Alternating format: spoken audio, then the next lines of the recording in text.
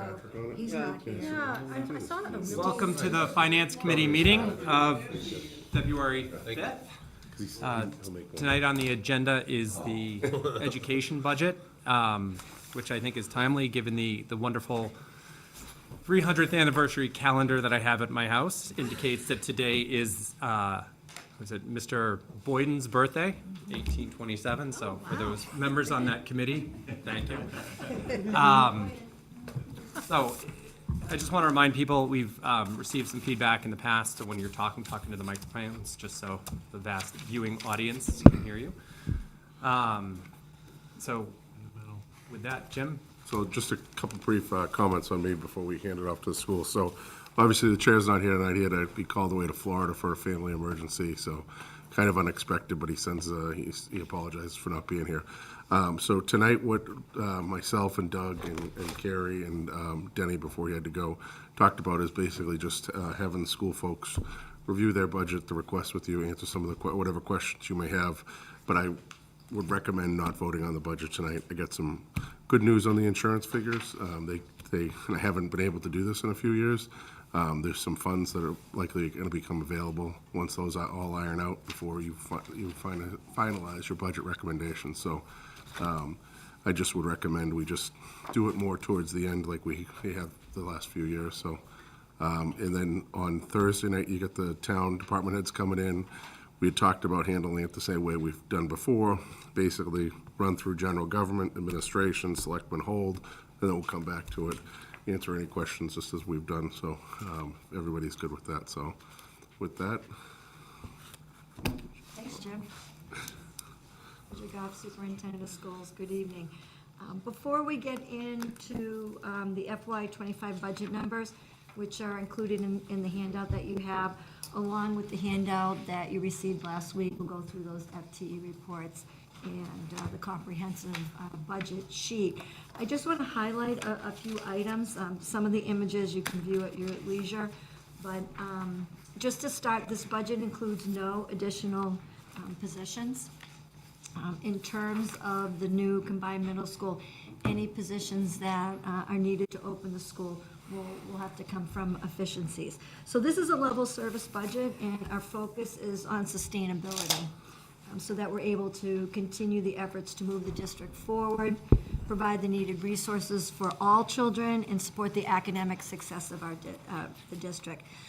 So slides 2 and 3, that highlights the second year of our elementary STEM program, K-5, and the furniture resources that were received from Capital.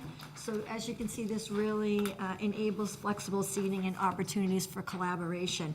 Our STEM teachers are able to teach a variety of topics that connect coding and digital literacy, engineering, design principles, and library skills. So we really thank you for your support with that, and you can see the 4 schools in there. Slides 4 through 8 highlights the second year of Walpole High School's work-study program. And if you remember from last year, this is an alternative to traditional classroom learning. And the students, are either trade-bound or college-bound, dropout prevention, and really trying to keep our students at Walpole High School. You can actually see on slide 6 some of the internships. There's some new ones that were added from last year. And we have increased from 7 to 18 seniors. With that, we have to be careful. We don't want to move too fast. We're working with the staff that we have. So this is really an unbelievable success. And we started the tool donation program. So we've got about 90 power and hand tools donated so far. So it's really, really good to see. We also received a grant that's on slide 7 in September to plan an innovation career pathways. And that's designed to give students coursework and experiences specifically in high-demand industries, such as information technology, engineering, healthcare, life science, and advanced manufacturing. I believe we were one of only 31 high schools to receive this grant. We are invited to submit the Part B. That's $75,000 for the first year, and then $50,000 per year for, I believe, 4 years. So that grant was due actually today. And then what'll happen is DESI will review and hold interviews, and then we should know by late March, early April, if we've received the grant.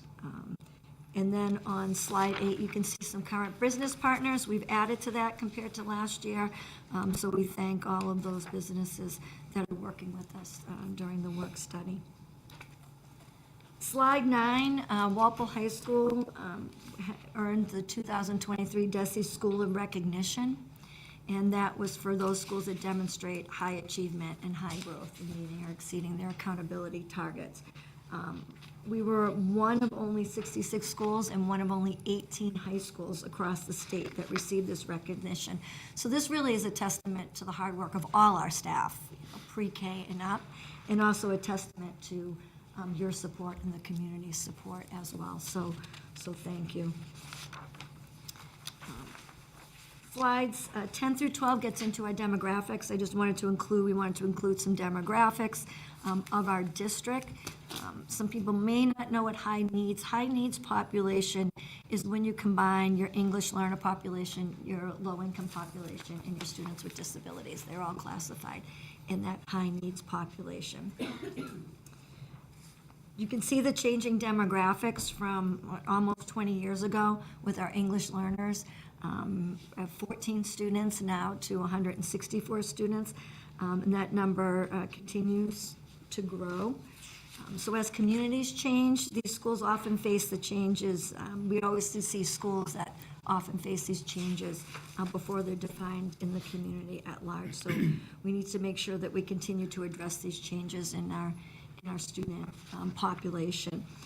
This group, our students represent 29 countries, and they speak 34 languages. Slide 13 and 14 give you some special education data. We have 672 students on individual education plans or IEPs, and that's approximately 17.6% of the district. We have 40 students at this time in out-of-district placement. And as a reminder, we also monitor several students who live in our Home for Little Wanderers. We're not fiscally responsible, but programmatically responsible for these children. The next slide, you have this. I just wanted to give it to you. I'm not going to go into detail about our in-district programs. I think it's important to include these again, so you can see all the programs that the district has in order to educate our students in the least restrictive environment. And that's from preschool all the way up through high school, and they're divided into 3 different cohorts. In slide 15, I do want to mention our dedicated staff that are really committed to learning and commend their collaborative work. The collective bargaining, reasonable COLA, it was 2.25, and then next year 2.25. So next year we'll be in a collective bargaining year. And I think that, you know from around the state, you've heard stories of, what's going on in other unions, and we're very fortunate to have a collaborative relationship with ours. So as we plan the FY25 budget, aside from our COLA, and Mike will get into this, you'll find that the significant increase in our budget really comes from a few external factors, and the largest being special education students. Other districts are experiencing this as well, and that's important that we continue to talk to our legislators. I'm going to turn it over to Mike, who will just go over the next 2 slides. So looking at the FY25 budget slide, we began with FY24 personnel budget and built it up from there on the personnel side. So we're looking at a personnel increase this year of $700,119. That's specifically related to collective bargaining. That increase is approximately 1.3%. That is highly unusual. For those of you who've been on the Finance Committee for some time, you probably remember us coming in at more like 1.5, 1.6 million. This is approximately half of that. The rationale for that is that we had high attrition last year, which is benefiting us this year and deflates our need going forward into next year. This will not be repeated again, as projections would show at this point. So we are definitely benefiting overall since our special ed increase in the goods and service budget is significantly higher.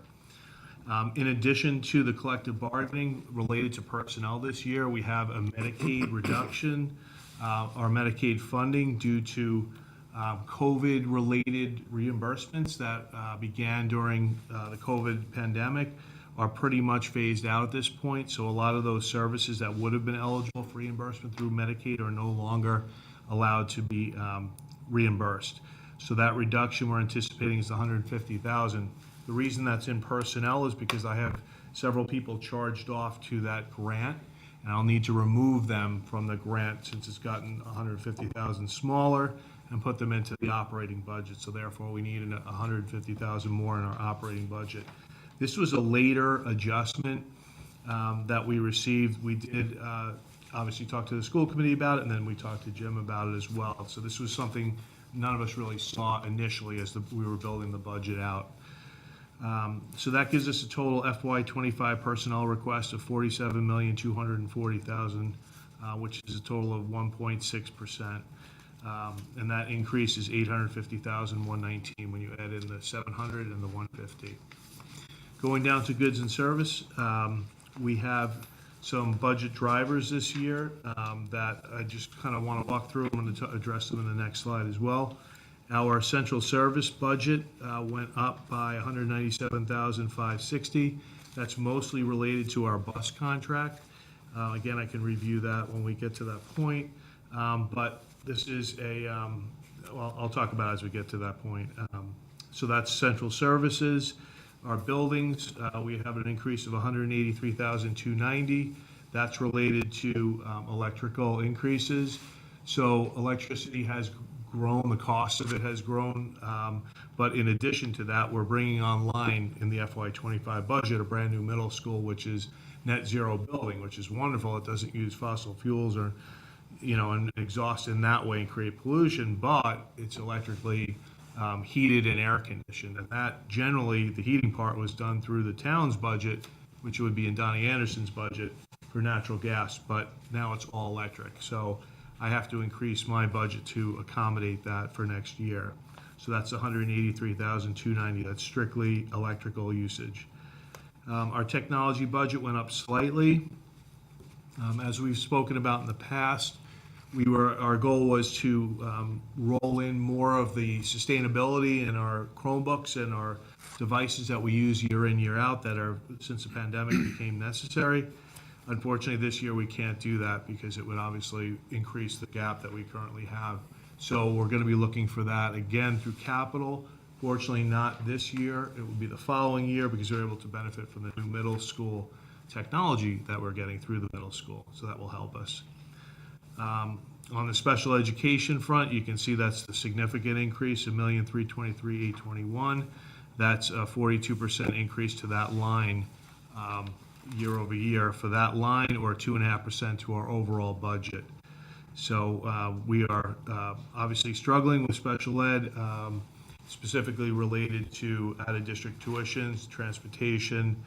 OSD didn't help us out with a 4.7% increase there as well, but I can kind of cover that again when we go over the specifics on the next slide.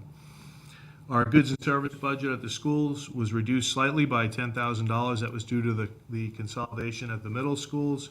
We're able to shave off some of the money needed through that consolidation.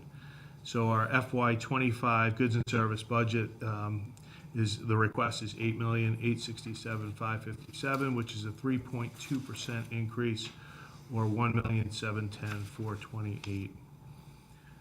So moving down to the bottom lines, that would give us a school budget overall increase of $2,560,547, which is a 4.78% increase. The total school budget request is $56,107,557. The town administrator's recommended increase at this point is $2,005,465, which represents a 3.75% increase, or a total budget of $55,552,475, which again is 3.75. So looking at the comparison between the town administrator and the school department request and school committee request, we have a gap. which is not unusual, which totals this year $555,082, or 1.1% of our total budget. I just wanted to highlight, it's not in your slides, but there are three components that make up that gap. The first component is $242,880. That is the proposal for the fall town meeting appropriation related to the Johnson Middle School rent. Those leases are progressing well. We're hoping that that will come in and the occupancy will come together in a timely way, so we're able to collect the maximum amount of rent starting right after the students vacate our building, Johnson Middle School building. The second component is $150,000, as I mentioned earlier and higher up on the sheet in the personnel section, was a Medicaid reduction, so it was $150,000. And then the final piece is $162,202, which is just the remaining shortfall overall. And that gives you that $555,082 overall deficit. Okay. Moving on to our next slide. I can repeat any of this. I see people are taking notes. So I'd be happy to go over anything that you need clarification on. So in the FY25 budget, there are a few drivers of why we are where we are, and I highlighted some of them. The first one is personnel. So I think it bears mentioning this year because it's so unusual. If our personnel number had not been offset by the largest attrition savings in recent years, I don't think I've ever seen a higher attrition number, we would be facing an additional $900,000 of requests, which would be about 3% overall to our personnel figure, and the overall budget increase would be 6.4% rather than the 4.75 or 4.8 that we're at currently. All indications are that the savings in the personnel budget will be significantly less for the FY26 budget because it's based on one-time attrition. Once we drop our budget request, and as we move forward past that point, obviously we've captured the savings and it won't be repeated unless we get additional attrition. The second budget driver is what we call unprecedented special education impact. I mean, a 42% increase of $1,323,821 is highly unusual. We've had big increases, but this one is really significant. And it's made up of, I can just kind of read you through this, special education tuitions and the associated transportation costs have impacted most towns and school districts. So we're not unusual. And there's the next slide that's coming that will give you perspective on that. Having said that, this issue was a reduction in transportation reimbursement from the state, resulting in $220,000 lost to Walpole due to a reimbursement reduction from 100%, which the state was telling us we were going to get, to 52%. So that represents what we had anticipated, what we had budgeted for, we are not going to get, and that's $220,000. So this increase doesn't even include the 4.7% OSD increase to the tuitions in FY25, and that is approximately $75,000 more increase to our tuitions for this year. So you can see the impact that OSD and the state is having on our budget, the special ed budget. One other driver I mentioned again earlier was the $150,000 for Medicaid funding, and I talked about why that is happening in the prior conversation. Down to Yellow Bus, that's the next budget driver. There are three factors that make up why our bus contract is so significantly increased. The first one is when in FY24, when I was building out the budget, I didn't have a contract. So I reached out to Michael J. Connolly and said, I need a projection for what you guys anticipate. Can you give me a ballpark? So the number I was given was 4%, but it came in closer to 8%. So that obviously threw us for a curve, and I'm still trying to make that curve up. So trying to recoup some of that money that we under budgeted. In addition to that, our fee collections were down. We're down by approximately $40,000. I don't know if that's just cyclical, but in the end, it's $40,000 that if I don't collect it in fees, we need to make sure we collect it through the appropriated budget to cover our bus contract. And finally, the athletic transportation expenses increased significantly as well. There's a full bus contract, happy to, if anyone's interested in looking through it, be happy to share that information with you, but it's pretty significant increases of the sort that we're seeing across the board through a lot of things in our economy currently. And then the final piece was the electricity, going up 26%, and I mentioned that as well. It's a general rate increase coupled with the new middle school net zero building. And the next slide, this is not finalized, but these are just some FY '25 proposed budget increases, because I know sometimes, we were looking at, we've been in the 3s and then the 4s, and things are creeping up. This is just to show where other districts that are starting, or school committee, that have been made public through either school committee votes or have been gathered through media. Again, this is going to change. But you can kind of see where people are at, and what some school committees have voted, or what news outlets are reporting. We're nowhere near the top. But to Mike's point, if we didn't have that attrition, we would be hovering in the middle at like the 6%. We're down at that, we're at the 4.78. Westwood, looking at that, they last year had an increase of 5.8, and I think down at is Foxborough, and we all know Foxborough's Foxborough, so with their revenue that they're able to get. So again, this will change. I think this is an interesting graphic, because what I'd like to do is kind of keep this the way it is, and then see how it changes over time before May, to see where some of these districts fall. And other districts have not voted. I know where they're at, but they just haven't been made public yet. So as they're made public, then I'll include them continue to include it and adjust the slide. And then just finally, again, level service budget, focusing on sustainability. We don't want to move backwards. We want to continue to drive this district forward and really build on a strong foundation, invest in strong training, and provide services for all students, and support the academic success of the entire district. And then the last page is just some images of the children in the district. We're going to stop there and see if you have any questions before Mike moves on to the FTE report and the comprehensive budget. I have a question. Jim, can you update us on the rental agreements? Sure. We have a signed agreement with Tech at this point.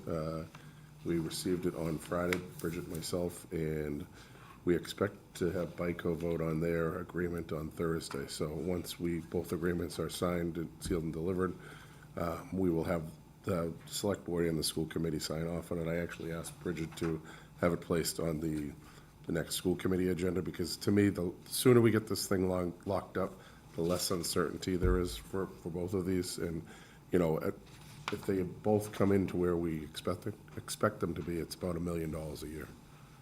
And so it looks like that's probably going to come in around July. I mean, if everything's signed and sealed, we should be able to have that So- agreement for July 1st? Because it looks Well, like, we'll have the agreements in place, I'm hoping, in the next couple weeks, yeah. Revenue won't start coming in until FY '25.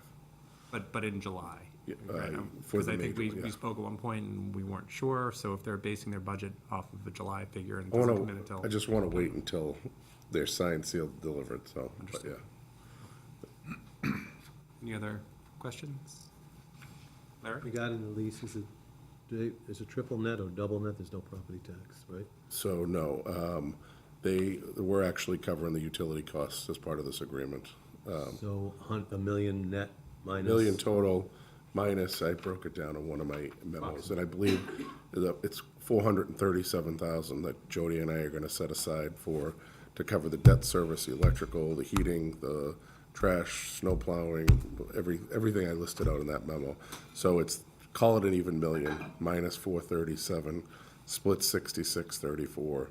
And then each year, each contract has a different increase, because the smaller school asks for a smaller increase in years 1, 2, and 3, but then they're gonna play catch-up, so like a 5% increase all the way up to a 10% by the end of year 11 on that one. And the other one, it's more steady, it's like a 3% increase each year. Is there electrical with the solar array across the street? Is that, We're hoping that's gonna go to offset the total cost of the electrical. It's not gonna just be specifically for that building. And we, yeah, so the 3 electricals we're still working on, still alive, is OPR Fisher and Johnson canopies. There. but the canopy at Johnson won't cover that building? I believe it goes It right can go to the district, so we yeah. cover wherever we choose to put the credits. Yeah. And then, not to get sidetracked, but we do have a request on town meeting to get a bunch of other buildings permission to put, not that we're gonna go forward with it, but I'd rather be proactive about high school, middle school. I have something out here for a canopy out here, a canopy up at the new Fields Complex. The Sewer and Water Commissioners want to do something at Jarvis Farm. So basically getting permission, once we have these 3 off the ground and we're comfortable with it, we don't have to continue to come back, and it's gonna save the town some money eventually. Out of the gross rents, are you allocating some percentage for future, roof and things like that, Yes. windows you're carving out to create a kitty, I'll call it? We're allocating about $50,000 a year, and I'm calling it like a capital overlay. Okay, all right. Thank you. Anyone else? Lisa? Yes. I have a few small questions. I do completely believe in the ability of you people to shake every loose coin out of the piggy bank. So I hate to even ask about a few loose coins, but it just is, it's tough. You see small and medium price increases, and then it adds up to $500,000. Like, where are we gonna come up with $500,000? So we gotta shake a little harder. So if we were originally heating the middle schools with gas and that came out of the town budget, why isn't there a chunk sort of reasonably equivalent to $180,000 that's coming back into the school budget so that you can pay the electric bill since you don't have to pay the gas bill? So I believe I broke that down in that memo, the Okay, last one. sorry. I will provide the committee with this, because we are setting aside, of the 437, I'm setting aside money for electric, money for gas, money for water and sewer in that building, and that's all part of that 437 in there. And then whatever's left over is split 66-34. Okay, okay. Sorry, you Can I want to just jump jump on? on yours Yeah, just yeah, for a jump on, second? Because I jump think on. what I hear you talking about is the net zero building no longer needs natural gas. Is that what you were answering? Or were you answering I was talking more about JMS? Johnson, sorry. Yeah, it's, No, I was talking about the new middle school, that we have now such a large, electrical increase. But we didn't have that before because the town was covering gas for the schools, for all the schools. So is there more money that we can shake from the town? What are they gonna use it for now that they don't have to heat? I'm budgeting, I okay, don't you want should- to, you I'm should- budgeting differently than how Okay. the school department is budgeting when it comes to this Johnson Middle School. I'm very conservative when it comes to this. Until the deal is signed, sealed, delivered, I'm not counting on it. I know the schools have made it very clear that they need that 242 to be able to function next year. I'm not there yet. I'm very close, and when I get there, I'll change my budget recommendations probably on some things. Okay, so I'm hoping that there's money related to the gas that we don't have to buy. I'm also hoping, I had been hoping for more savings in the goods and services related to the consolidation of the 2 schools. I'm a little surprised that, turning 2 schools into one just reduces the goods and services by 10,000. So we had both principals review it. Unfortunately, it's a lot related to total staffing, so the total number. So putting the 2 schools together doesn't necessarily save a lot on the goods and services. Where we're looking at working with more closely, and this is on Bridget and Bill Hahn and another group, the principals, is the staffing levels. But that's still in play, and obviously we're gonna be conservative like Jim is and not count on anything, especially yet. But as those plans are formulated and we possibly pick up some money there, some attrition, that might be where we close our gap. Okay, and then the busing seems like an enormous and uncontrollable expense. I wish that was some way that we could do that ourselves and just have, reliable buses. I know that we're not a transportation service, so probably not an option, but I would have also hoped that, in a small sense, all the buses, at least in the middle school level, going to one school would put more kids on those buses and reduce the number of routes, and there would have been some effect there. I also worry, when you say the fees were down, I've paid those bus fees, and there's a sweet spot where if you charge too much, the fees will continue to go down, because people will just say, I'm gonna drive them for that. And I hope that there's been enough research to find what's, if we charge less for the buses, would more kids hop on them? And it would be better for also the traffic concerns that they have on East Street. So buses, what could, anything, I know I'm being very vague here, but I wish there were some more money to be found, or benefit to be found in the busing and transportation problem. I think without getting too political, yellow buses is an industry that you have a very select group are gonna bid on, as in one. We've been with them for probably closing on 50 years now. So you have that element, right? So your cost of the service is inflexible. The fees we haven't increased in recent times, so I don't think that it's a drop-off based on the fee. I think it's just an anomaly of the ridership was down. The fees were actually, that we've collected already, were down. So I have to make that adjustment. I wouldn't anticipate that will be the case next year. There's been a pretty steady pattern. This seems to be a blip amongst all the steadiness of it. So I'm kind of watching that closely to see where it goes. The bus contract increase this year is kind of a product of the estimate they gave me that was low. When it came in, it was higher. So I had to make up for that, then this year, and then looking at next year. So it's kind of the culmination of 3 years of an issue. I don't anticipate it'll be that high next year. I know that's limited relief, but I'm up against either pay the price or you do it yourself. And doing it yourself for yellow buses we do vans, and that's one thing. Yellow bus is a whole nother element. Is it required to use yellow buses for the athletic stuff? So that's a good point. We did buy 2 white minivans that are being used constantly now, because with 2 of them, you can move a team of 28 to 14 passengers each, and that's opened up a lot of efficiencies within athletics. Yeah, so we're definitely taking advantage of that. And we've debated yellow bus for athletics, but again, it's a CDL driver, it's substitutes, it's more the personnel than the bus itself, right? Anyone can go out and buy a bus, but staffing it, training that individual, making sure the licensure is kept up with is a whole nother level of scrutiny for drivers. And I'll say it because Mike's being very polite. They have a monopoly on this. There's, like Mike said, there's one person who bids on this every single year I've been here. It's not right. We've approached the state on it years and years ago. They did nothing on it. Like, I've kicked around the idea, like, can we ever afford? But I know what a fire truck costs. It's $1.2 million for a fire truck. I'm guessing school buses are probably 150. hundreds of thousands each, and then we have to hire the drivers. So it would take a considerable amount of capital to start up, to invest in our own school buses, hire the personnel, take on the benefits. I'd love to get another company to bid in here, but they have their own districts that they bid on, and one won't step on the other one's territory.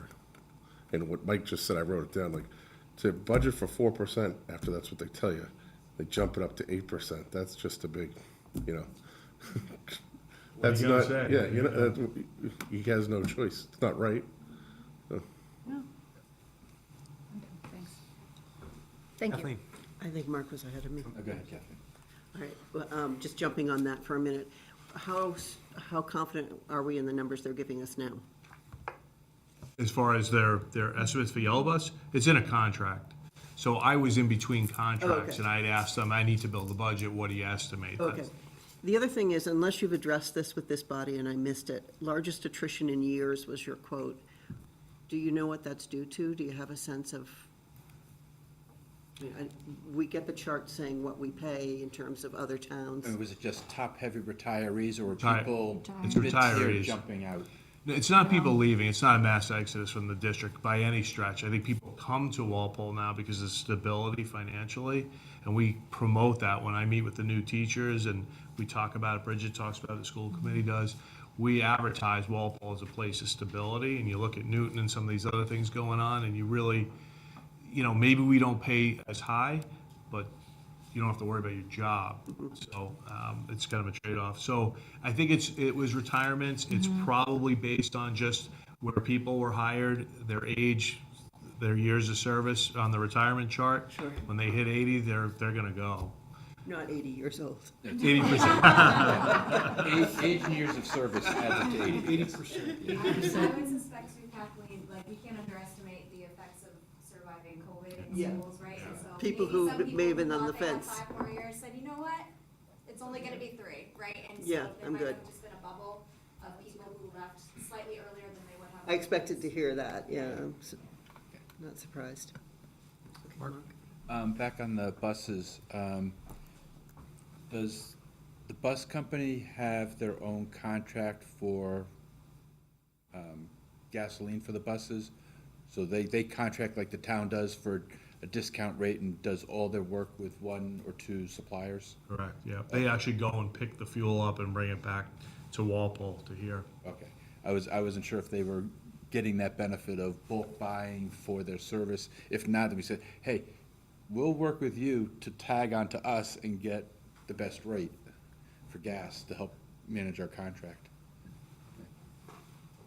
Scott? Just to follow up on the teacher attrition, so the savings is really, you've got someone who's leaving, who's at top step, and you're backfilling someone at a much lower step. Correct. Yeah, It's not because you're not hiring some positions, right? You're right. okay. Correct. Right. And some of them, you can hire maybe at a lower cost, but depending on what the position is, some positions are extremely hard to find. Find a physics teacher. Can I ask another question about that, since we're talking about, I'm assuming you're going to go through the FTE sheet? That's All next, right, then Yep. let's do that. right? Okay, so the FTE sheet enclosed in your packets, on the first page is the operating budget, and then on the second page was the grants and revolving. So you should have 2 pages in there.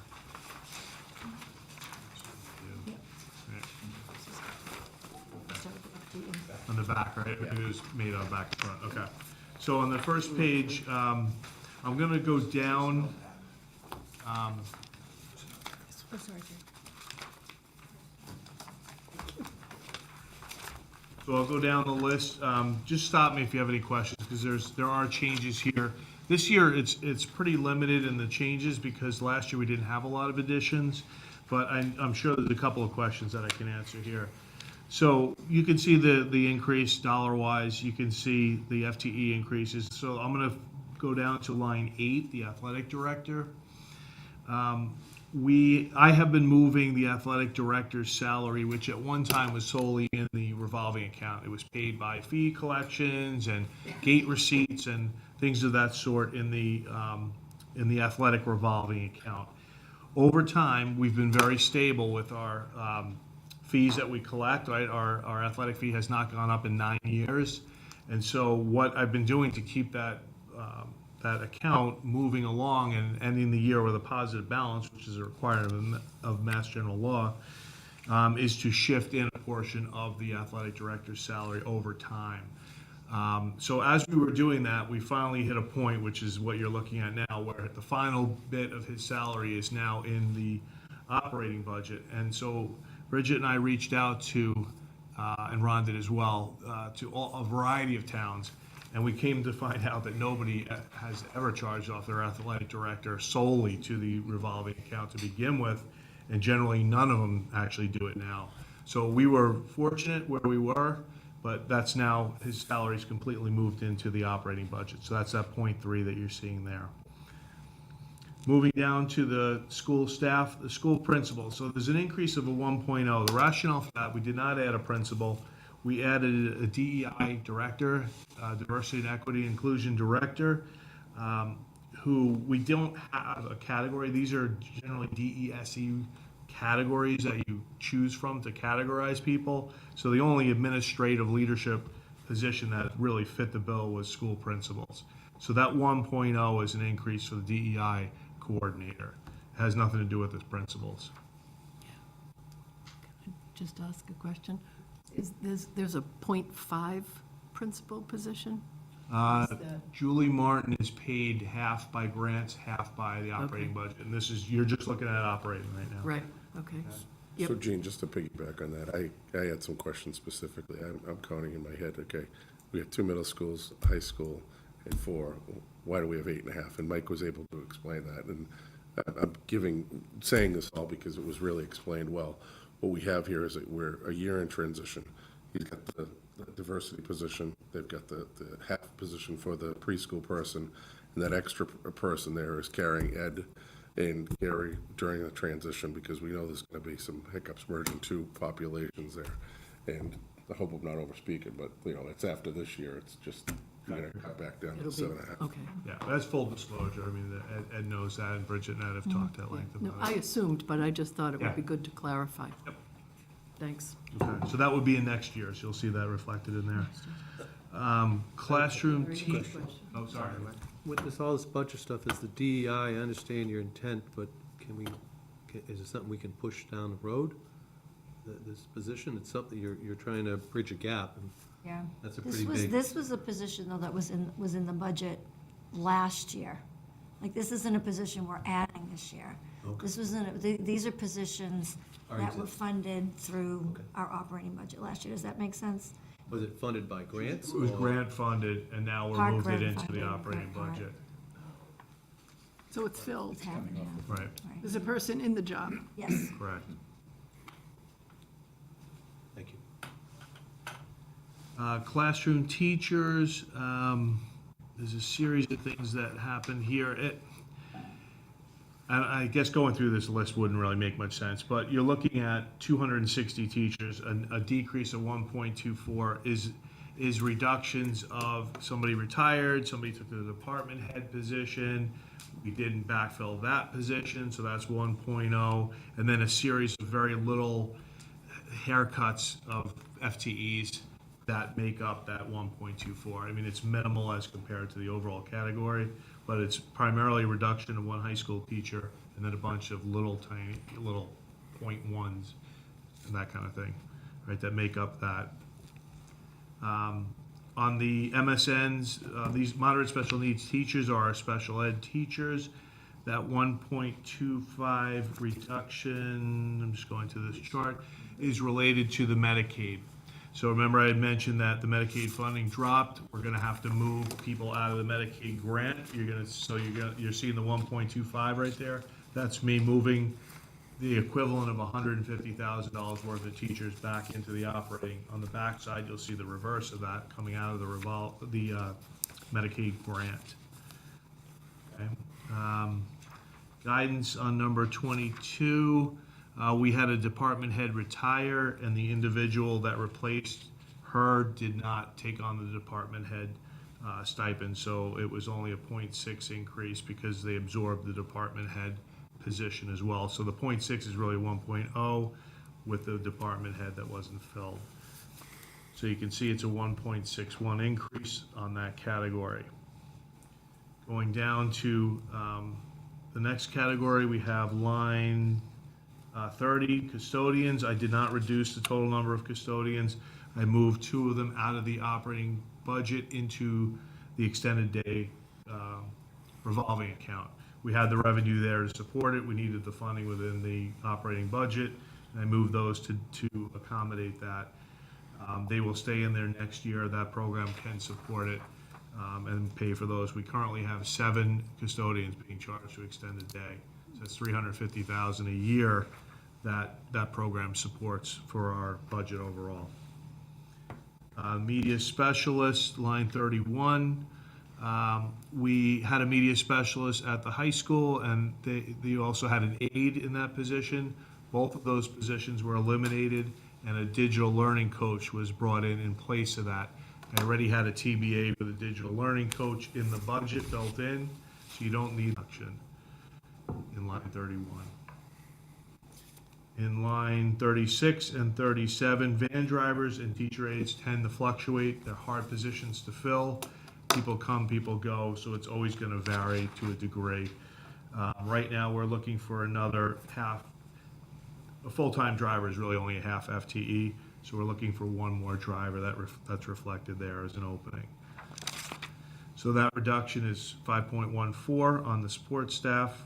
Moving down to non-FTEs, we really have no significant changes. So at the bottom of the operating budget, we're reflecting a reduction of 3.23 staff members. Any questions on the operating? I'm just going to go over to the revolvings and grants. Just one quick question. I note a $20,000 increase in athletic coaches. Is that just the number of coaches or the stipends that they're paid? So they're paid out of one line, good question, one line, the personnel budget, that hasn't been increased more than a couple thousand a year. We have fallen behind with some additional coaches, so I'm using that as a catch-up to make sure we can fund the full line of coaches. Thanks. Okay, and on to the second page. You can see the 1.5 reduction in Medicaid, so I'm pulling out, on line 17, I'm pulling out those individuals because we can't sustain them in that budget because it's dropping by 150,000 in Medicaid. So that's a 1.52 reduction in Medicaid. Going down to the next line in the revolving accounts, we have, you see the 0.3 of the athletic director coming out of the revolving account and went into the operating budget on the other side. Extended day is an increase of 5.36 in there, in the account. We have a newer extended day coordinators doing an amazing job. The programs have ballooned to the maximum capacity, which is I think about 60 in each of the 4 elementary schools, so 240 kids. So the program is robust. Obviously, I'm charging that many head custodians, but it obviously needs more staffing. So it reflects the increase in that staffing. Food service fluctuates up and down by a bit every year. I think we're looking for an additional 1 to 1.5 employees, but it's hard to find people to work in those programs because it doesn't pay a lot. So that reflects 1.42. So overall, with the extended day increase, you see a 3.64 increase on FTEs. And then the final, in the grant accounts, about half of our ESPs, our staff, our aides, are paid out of a grant, and the other half are out of the operating budget. So we were able to increase by 0.86 to cover needs of students. So less than one individual, 0.86 increase in there for IEP-related services. And then the METCO staff went down by 1. 54 for, I think we moved, I'm trying to remember, we moved a portion of the METCO director into the operating budget to sustain that grant, and that's the 1.0 there as well. So that's overall a decrease of 0.14. On the grant side of things, we're down by 1.25. Question? Comprehensive. Yep. Okay, the final document is the comprehensive document. I think that was sent to you all in with the other information. This is kind of somewhat of a repeat on the top portion because we talked about this when I was going over through the slides. But it reflects I'll just kind of summarize it. It reflects the personnel request of $850,119, which covers collective bargaining, and the increase of $150,000 for the Medicaid reduction.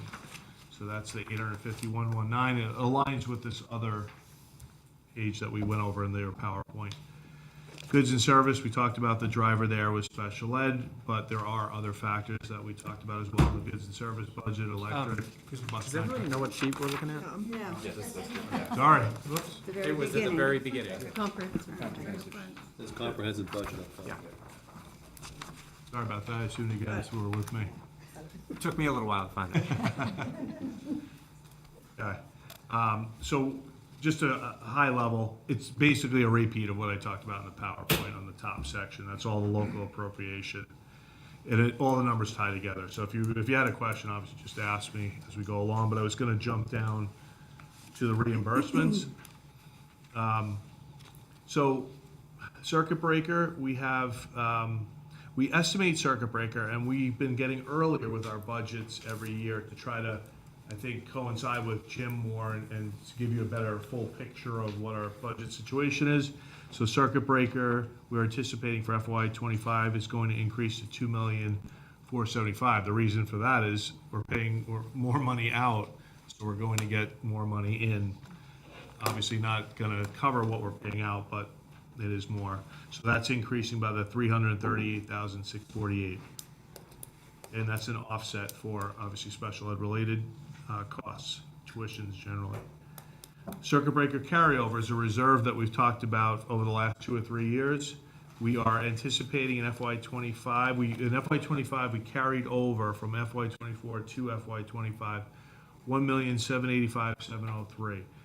That is reserve. I just want to carve out 200,000 out of this, is money that was pulled aside for when we take back Plimpton as part of the rental of Johnson. The Plimpton building will become available. 200,000 of that was earmarked for renovations of the Plimpton building. So I carry it forward in circuit breaker, but remove it once it comes across. So the actual circuit breaker reserve for special ed is $1,585,703. I put that down there because I wanted to reflect what you would see in our financial system. Improvements, capital, wouldn't that be a capital item versus a operating expense? Improvement to a physical building? I think what you're budgeting, that you're not, 200,000 honestly isn't gonna get you a whole lot what it used to be, but you. It's really making it These are more, the repairs that are necessary when they move out of there. You know, what does Don or whoever he lines up for a contractor to transition it back there? renovate bathrooms. I mean, the place, it needs some help. It's okay, but it definitely needs some improvements where our kids go in there. So the 200 was really an earmark for that. We want to add HVAC, and we also want to do these renovations to get the building set. I get updating, but, and it's, that building's been pretty old. I just thought, do we have capital money versus there's 200,000 maybe? The capital money that I've set aside, we've talked about for the entire high school project, and Mike just reminded me of the HVAC system. So like, that was one of the ones that we're not carrying in the high school project. We're focusing on just that structure itself, not the Plimptons, and you're trying to address. Yeah, we knew, like, going back to the design of the high school and the rental of Johnson, as that really started to materialize, that we need to get Plimpton back in shape. And the school committee was very supportive of that. And we had the revenue coming off of the ARPA funding and the COVID relief of one-time money carryover. So we figured we would use it for that. Okay, thank you. Question. The Plimpton, what would you use it for? My husband went to school there. He's 80. All of our children went to school there because it was the local neighborhood school, ancient history ago. So what are you anticipating going in there? An overflow from the high school, specific classes? So we want to, again, this is still in the planning phases, Hypothetically. right? Hypothetically, would be like a STEM and learning set, like a STEM and technology center, Okay. which would be kind of a hub of STEM-related science, technology. Stephen has mentioned maybe putting art in there. So really more creative, cutting-edge kinds of things that They we're thinking had about. done an amazing job to it, because I remember when my children were up there, and the renovation they did, I was shocked. I didn't realize it could be done, and they did a very nice job. Yeah. But going forward, are you going to have this self-sustaining, or is there going to be a charge for anything coming in to offset other expenses, or is it going to be under the umbrella of school?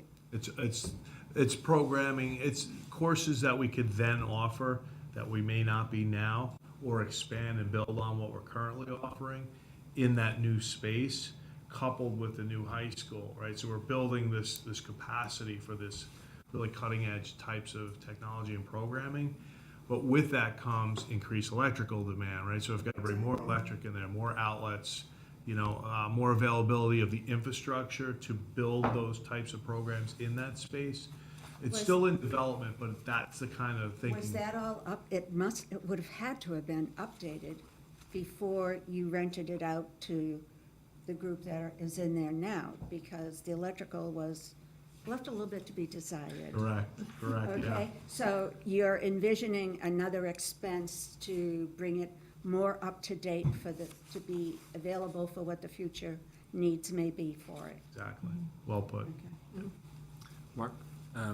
With regards to Plimpton, just thinking in a bigger picture, would Plimpton also possibly, depending on what curriculum you put in there, provide adult education opportunities to use the same infrastructure where it's a smaller building, you don't have to keep the high school open till 9:30 at night, but you've got a smaller building, you can put in people who want to do GED equivalents or something like that, or As a second language. so create it as an adult education center also, so you can maximize its use and collect some tuitions. Speaking Stephen Imbush's team here, he's always wanted to do, if we could, build it, you get this work study, and then eventually you can build it to create a night school adult education. Okay. Great minds. Larry?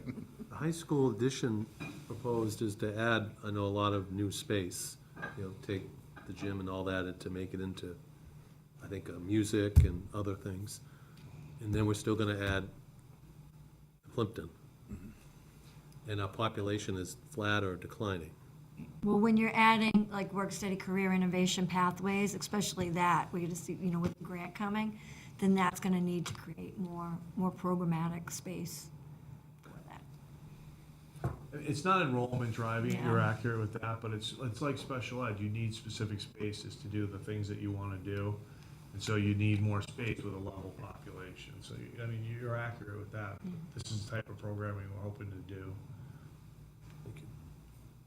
This is more technical than what you would get at a tri-county. Oh, definitely. You're looking in a whole different direction. The program, the program that we're currently doing at the high school, Work-study. the work-study program, is the similar population to Tri-County and that type of OTech. Yeah. This is more innovative and cutting edge and, advancing in AP and all types of that sort of thing. The future. Thank you. On here, so as I work down through the reimbursements, you can see the 300,000 reduction from 450 to 300. That's 150 for the Medicaid reduction that we need to cover in the operating budget. McKinney-Ventos homeless transportation. Sorry. Relative to that, and this is just a thought, do you think the Medicaid grant reduction is part because of the mass health reduction overall across the state? In part, I would say. I think it's that coupled with what you were getting reimbursed on and why we ticked up, because we weren't as high as we were Right, during COVID. right. It's those two things together. Okay, Yep. hopefully that will change. I hope. Hopefully. Kathy Coleman's not very hopeful. though. I'm sure, I know. McKinney-Vento is a homeless transportation reimbursement. We know we have 19,000 approximately coming in next year for reimbursement related to that. So those are the reimbursements. The next section is the offsets for transportation. So we're looking at bringing in 358,000 in fees to offset the transportation of a variety of transportation related to that. Athletic fees and reimbursements is level funded pretty much at 370,000. So we again are struggling with athletics. We're meeting tomorrow night to talk about the athletics program and what we can do about that to sustain the program, because we really hit the end of the options we have for funding. So.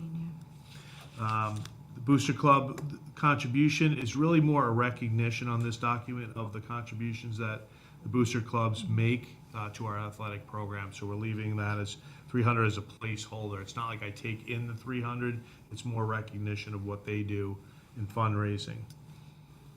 Preschool, we're anticipating 155,000 for revenue coming into the preschool to offset. That's for peer models who pay tuitions to attend the preschool. It is not for IEP students. IEP students do not pay a fee for those services.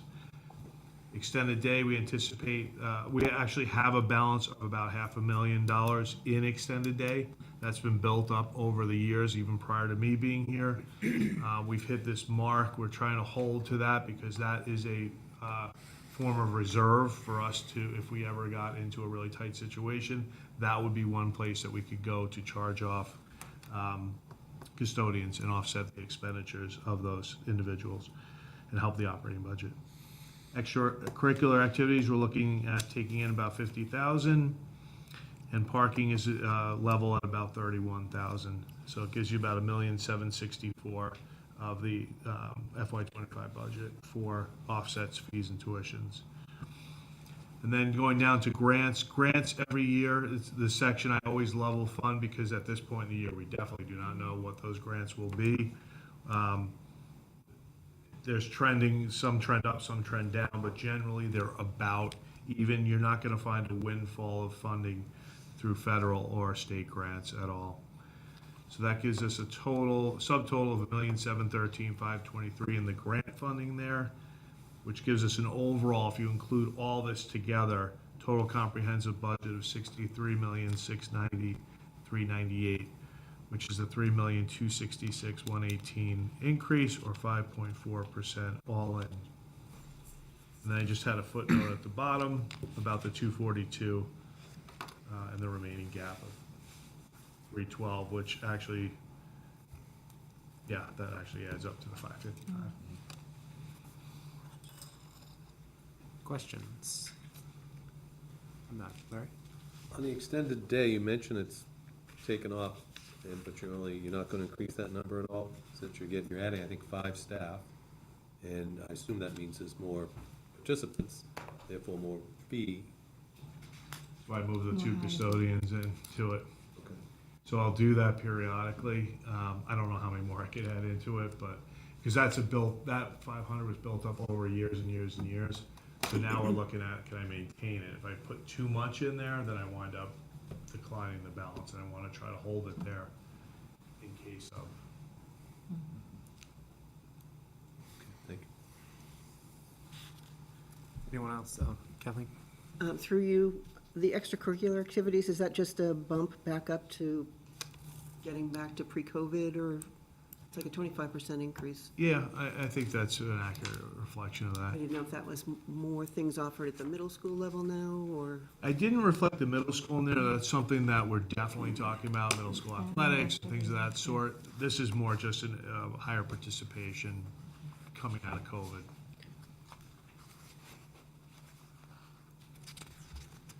Audrey? Do your athletic fees and receipts cover the cost for transportation, their portion of the bus, and for the athletic director and the coaches? So it's kind of a mix. So the athletic coaches are in the operating budget as a line. The athletic director was in the revolving, but no longer is because we can't sustain that. What's left in the athletic revolving account is the athletic trainer, and then all the supplies and equipment, referees, all the things that are associated with that. So, and then transportation is funded through the operating budget also, so we cover a lot of it, but not all of it, and the balance goes back to the revolving account. So there's this kind of balancing act, and we're finding that we're with everything increasing, we're not able to sustain it like we used to, and now the consideration is, all right, what do we do? Because it's been 9 years since we increased the fees. How much are fees? $225 per sport, and then the third sport is $50. I know. And you have to buy like an $80 uniform on top of that, right? Yeah. And then give to boosters. Yeah. Well, in the boosters, I'll just add, having been a boosters president for one of the sports, basically pays for like an assistant coach, or a lot of the assistant coaches are paid for by the boosters, so they're not in the coach's budget, but they're there and paid for. Yeah, so it's like, if you keep the fee down too low, you shift the burden onto the booster groups who are making up the difference in a lot of cases.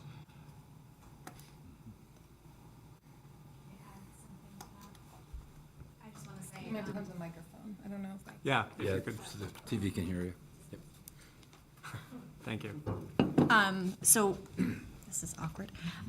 So we had the athletic director come and present to us last meeting, and essentially, he demonstrated how certain costs are rising through MIAA, the cost of finding referees, transportation, obviously, which is leading us to start a broader discussion of the athletic budget in general, and making sure that the breakdown between what is funded by our department versus what comes from fees and what comes from the boosters is as equitable as we can make it, and makes the programs as strong as they have historically been. So that'll be ongoing.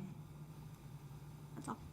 Yeah, and, I mean, one thing, just for athletic fees, I don't know if you've ever thought about it, but all the sports don't cost the same, obviously. Like, I had, one of my kids played hockey. When they got to the high school, that was a huge, benefit for me, because I was spending thousands for them to play hockey, and then they get to the high school, it's $200, I also had one run track, cross country, what, 250 for what? Like they need, everything they have, I bought for them, and they run through the woods, there's no cost, right? So it's like, I don't know if you've looked at it. Yeah, that was kinda, part of the presentation. by sport, and said, hey, maybe hockey has to pay more, maybe cross-country can pay a little less, or, whatever it might be, because it's not, right now, it's just equal for everybody, but it's, as a parent, that, like I said, hockey was great, because it was a huge savings for me, getting them into the hockey in the high school. The one thing I would add to the hockey boosters generate a lot of revenue that goes against the ice time, so you get a break on the fee, but yet there's a lot of fundraising going on that those groups do, yeah. Trail maintenance. Just a quick question. Yeah, I hear you as the mother of a runner.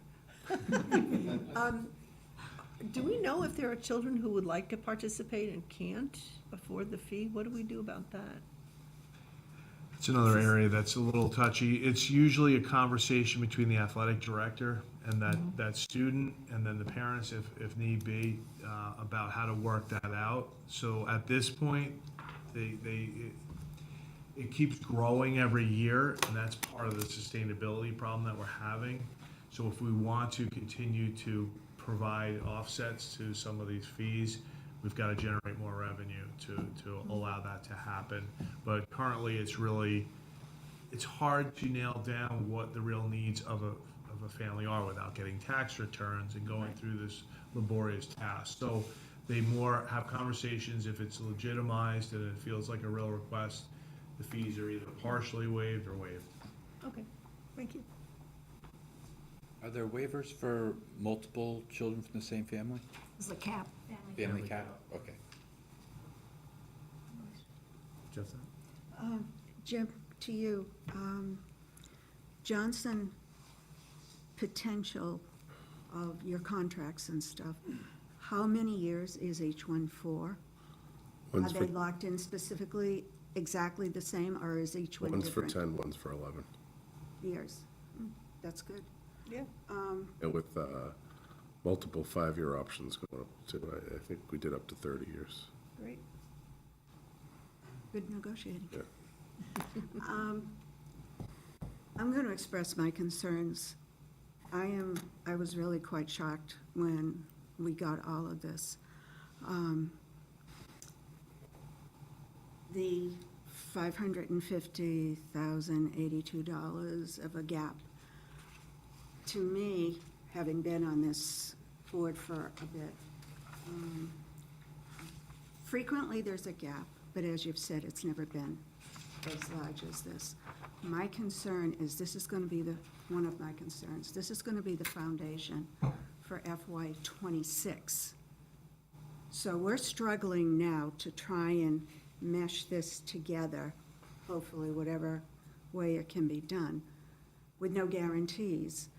But if we're in the position, and I know Tri-County override had a huge impact on this, So it's not all you, it's just that it is what it is in our society.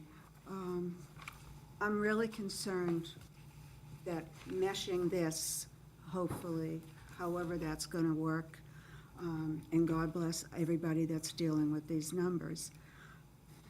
I'm really concerned for 26 and 27 because we're using these as the foundation, and it's so challenging to hopefully make it for this year.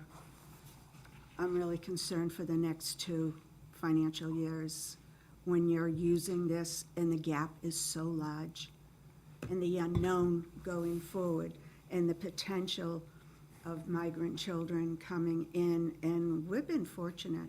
We haven't been really touched as badly as other communities yet. I'm sure the governor will have an answer to that.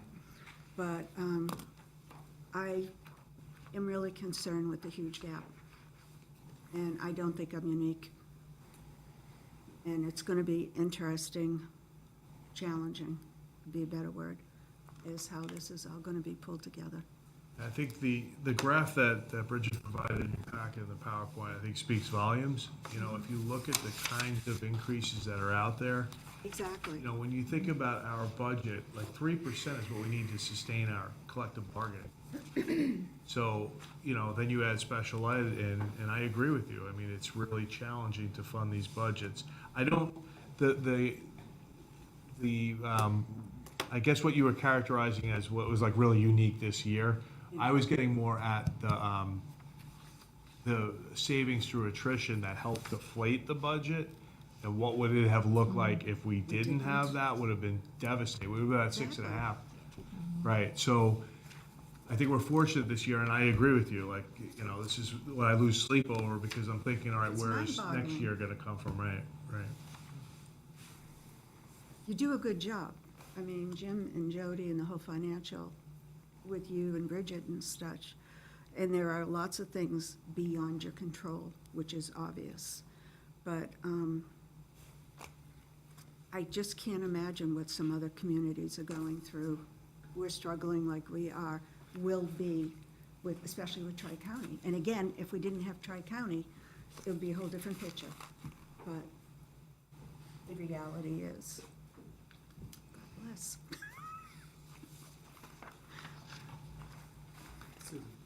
I just wanted to say how glad I am we're having a legislative breakfast on Thursday. Yes. I might have a lot to say, but as I said at our larger meeting, I think, you know, looking especially at the increase with special education, these unfunded mandates, you know, killing us. And I think that we have to impress upon legislators that it's fine to require things of us, and we'll do it, but it's not sustainable to expect each individual town to come up with the, you know, especially, you know, when you have out-of-district and residential. And not just the state, but again, at the federal level as well. I mean, we either care about kids or we don't, and I think, you know, we need to address these large expenses, and to just put our head in the sand and pretend that, I don't mean us, I mean federal and state legislators, like, well, somehow it'll get taken care of,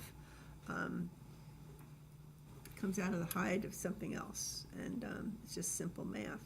So I share your concern, but I also feel like we can only do so much, and I think we need to make our voices heard at the state and national level. Thank you for your work. Yeah, so is that the rest of this? Can we get into detailed questions? Sure. All right, I'm not sure if anybody has anything else before.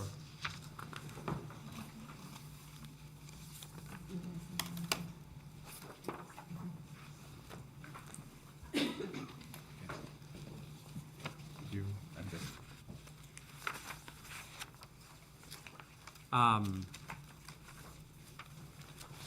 You answered my questions about the buses, about the principals, about the contracts.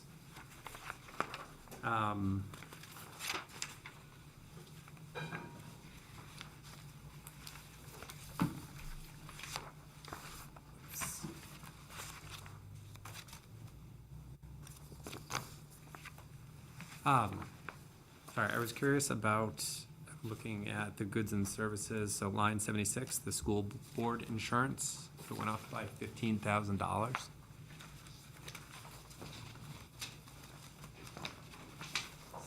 I just wasn't sure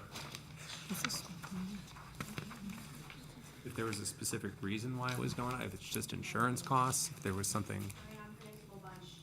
I'm worried about the guy with the beard. You guys, I think this is a projection I get from, It is a projection. yeah, it's based on, I'm basically handed that. I don't have the PNC line, that's under our PNC, but they haven't finalized yet, but they told Patrick and I budget a 10% projection across the board there.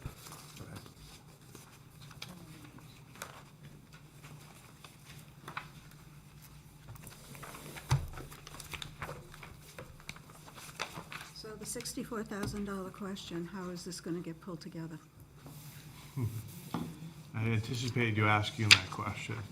That's the one thing I I've been on the anticipated. board right? too long then.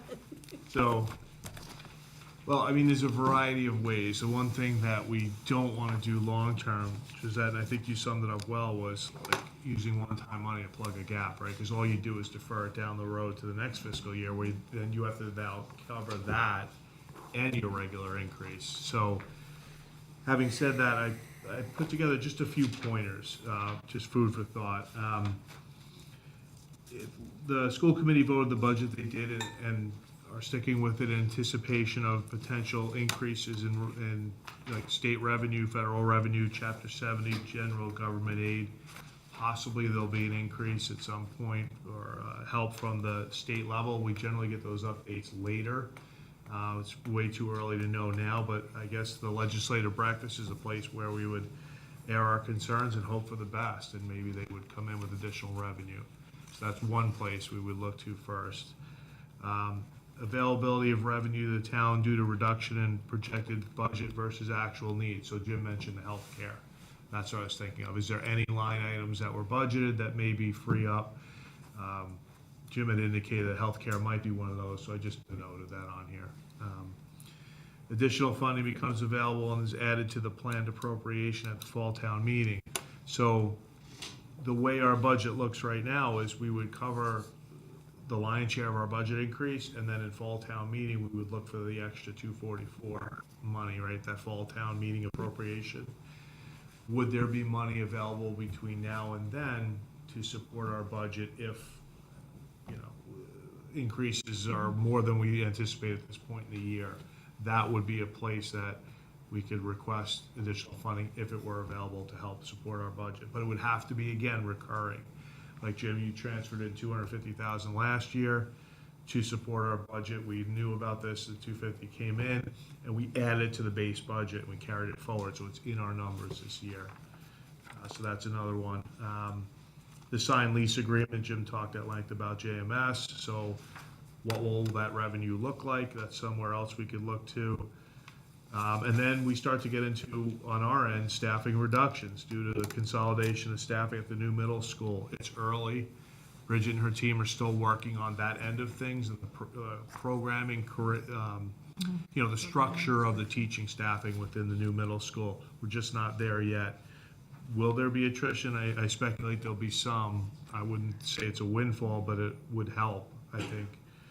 And then new attrition overall district-wide for FY24 that would impact FY25. So as we sit here, is somebody thinking about retiring and is going to come in tomorrow and give us an announcement that helps our budget?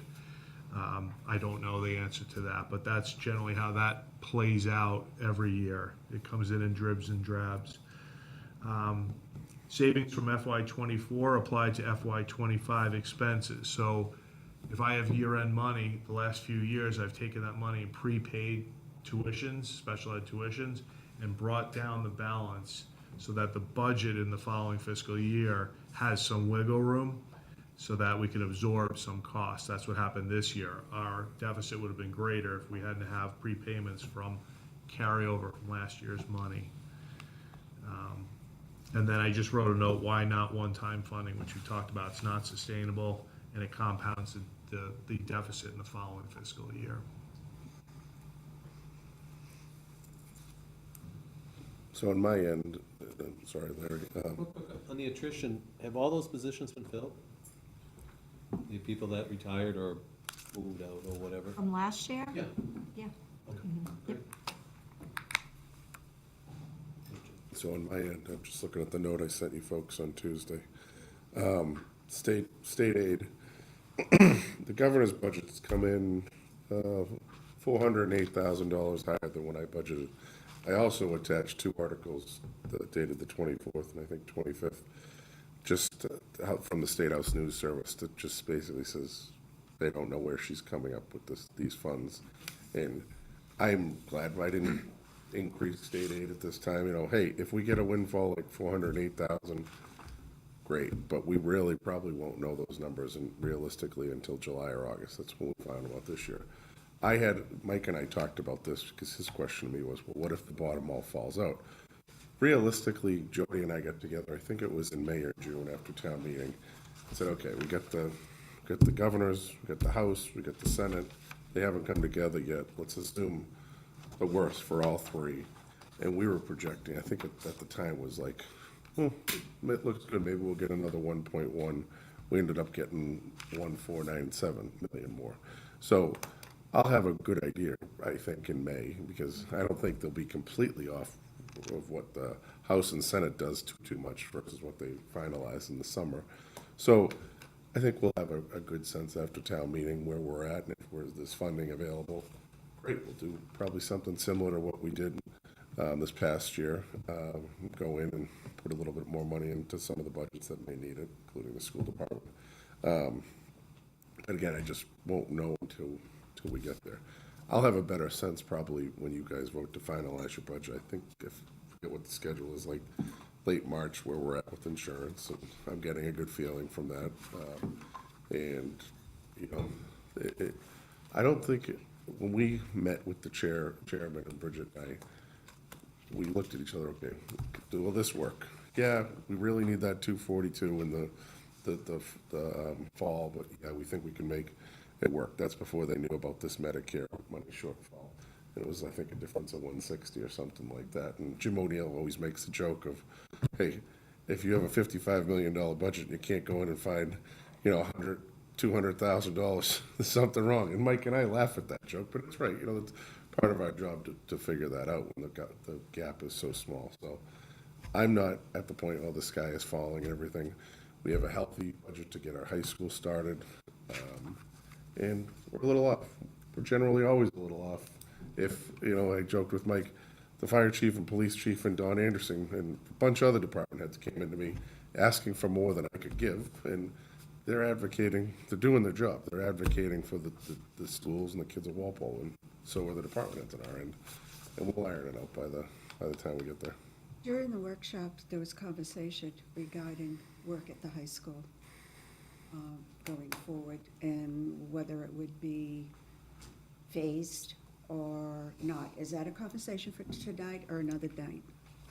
I think more towards for another night, because, all right, we have another cost estimate coming up before the end of February. We'll know where we're at. Obviously, inflation's dropped considerably. By us moving the construction date up the bid dates up about 6 months from May 25 to October 24, we've saved a lot of money. 500,000 is what they estimate.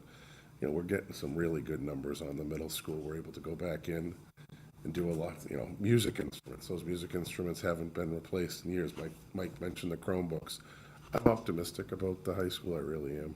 So maybe, I don't know if we'll get everything. I think we'll get a good amount of it. No, but it definitely, listening to Jack and everybody else that was there, if our backs pushed against the wall, a phase would be better than nothing, Yeah, yeah. you know, so, okay. Thank you for all your And effort. one last thing, that you both, looking at Susan and you, something that came out and Nancy added onto the agenda for the legislative breakfast. The governor's proposing some new municipal empowerment bill, basically. I forget what she's nicknaming it, municipal relief package. One of the things that's gonna really impact us that nobody's really talked about is it's gonna allow, if they pass it, school borrowing to go from 30 years to 40 years. So that's gonna impact us on 2 projects. I've already asked Tri-County about it. They're gonna add it to our agenda, and their response was, we wanna do everything we can to make it easier for you managers and the people in the local 11 towns, easier to budget for. So that's gonna take that 30 years worth of borrowing, add another 10 to it. And the thought process is, those buildings are meant to last 50 years. They're allowing that's if it passes. That's one of the things we gotta hammer our legislators at home about that. Like, this is a pretty good deal for cities and towns. Yeah, she's kind of saying no new taxes, but allowing the towns to add a little bit more on meals tax, a little bit more on hotels, a little bit more on Motor vehicle excise. But they're also allowing us to give the senior means tax program, which Ben Barrett and some of the select board were pushing me hard on, and we had heard this was coming around. Reading's done it, Lexington's done it, and it's gonna make it a whole lot easier for our seniors in Walpole to come in and get some relief. So it's not just give us more taxes, we can give some more benefits out there too. So I think if it passes, it's gonna help us.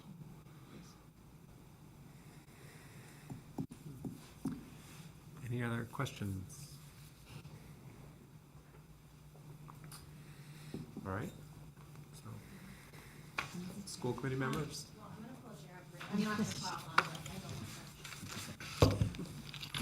I just want to say thank you for your thoughtful questions. The school committee, in taking this vote, felt it was important to make explicit what the actual need is today. We understand that, the JMS rental agreement is pending, and the Medicaid shortfall came through in the interim since we were last all together.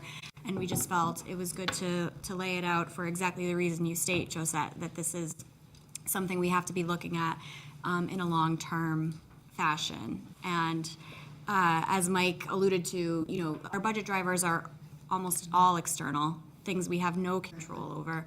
And that's why it's really wonderful that Nancy has worked so diligently to set up this breakfast Thursday. And I hope that many of you can attend and voice the concerns that you voiced tonight, because they have to hear from all of us. It's not just about the school budget, it's about the town side as well, right? It's about local aid writ large. I think it's going to be a rocky time, but I think, Josette, like you said, we're in good hands. We have a really solid team. We're very blessed. Yes, in we are. comparison to other communities. Yes, so that's all. So just thank you all very much. Thank you for all the time you put into it. And those comments you added from the governor, Yeah. was very interesting reading. Interesting. And just when I think we're built out and, there's no more projects coming, I found out at the end of the week, there's a project on West Street. Again, good and bad depending on how you look at it. It's been filed with the planning board, 95 units going right where dry concrete used to be. You go underneath the bridge there. That was supposed to be like a 20-unit live to work. And I looked at the attorney and I said, 95? I said, any inclusionary zoning? He goes, no. I said, that can be done under our current zoning. Yeah, it's the same way 95 West and Liberty Village was done. And it all goes back to those years that we never did the inclusionary zoning. It hurts us. And even though we have one and I'm getting off on a tangent now, even though we have one on the books for planning, for what we're likely going to bring forward, the planning board's agreed to sponsor it. That project there got in time. They filed an A&R, so it freezes the zoning. I think it's for 2 or 3 years. They're going to get into there, and then we're going to lose affordable housing numbers a little bit the next time it comes up. Every time we think we're caught up, something like this happens. Like, it goes back to, this little simple thing that Patrick Duchesne's put together.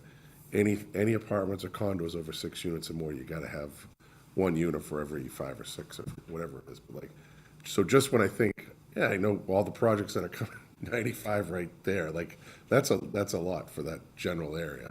So. All apartments? All apartments, yeah. No, yeah, apartments and then retail underneath. So those two in the center don't have their retail filled right now, so. Yeah. So we continue to build. So much for the small little Walpole community. It's like a city. It's getting there. Yep. Right, so Thursday night is the rest of the budget, Yep. and we'll go through, do holds, and revisit. Is that, Yeah. that was the plan? Just general government, right? The whole, The municipal. This government, yeah. Side, yeah. And all the departments will be here to answer whatever questions I can, so. You're gonna be in charge. Denny won't be back. not sure. I wouldn't plan on it. Jim, I didn't see on the calendar, the other education budgets being discussed. Do we have, plan to have representatives from Tri-County and, the Aggie come in to talk about their budgets this year? Don't have it scheduled yet, though, but if that's something you like, we can definitely reach out. I didn't see them on the list at all, so that's why I was just curious if you were trying to coordinate something still. I was more or less waiting for them to come out with, they haven't finalized their budgets yet, Okay, and I don't know when they're going to be honest with you. but they'll show up on the schedule at some point, at least to be debated. Okay. Anyone else? Motion to adjourn? Motion to adjourn by Mark. Good. Second Kathleen. All those in favor? Aye. Opposed? And 0-0. Thank you very much. Have a good evening.